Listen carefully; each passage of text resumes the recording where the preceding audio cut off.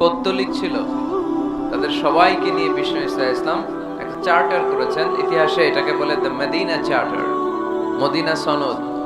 শান্তিতে থাকার কিভাবে চুক্তি করতে হয়, চার্টার তৈরি করতে হয়, সনদ করতে হয়, গোটা বিশ্ববাসীকে চোখে আঙ্গুল দিয়ে শিখিয়ে গেছে মুহাম্মদ সাল্লাল্লাহু আলাইহি ওয়াসাল্লাম। শান্তির পয়গাম নিয়ে এসেছেন, সব সময় শান্তি প্রতিষ্ঠার চেষ্টা করতেন, হাঙ্গামা বাজাতেন না কোথাও। ইভেন যুদ্ধের ময়দানেও ক্ষয়ক্ষতি যাতে কম হয়, he used to try to minimize the destruction in war. যুদ্ধের ময়দানে ডিস্ট্রাকশন কিভাবে কমানো যায় চেষ্টা করতেন। আক্রমণ করবেন, কিন্তু আক্রমণ করার আগে সৈন্যবাহিনীকে বলতেন, খবরদার এই খ্রিস্টানদের, এই ইহুদিদের শিশু বাচ্চাদেরকে মেরো না, তোমরা নাঙ্গা তলোয়ার পেয়ে নারীদেরকে কচুকাটা করো না, বৃদ্ধাদেরকে মেরো না, বৃদ্ধদেরকে মেরো না, ওই ধর্মের পাদ্রীদেরকে পেলে মেরো না।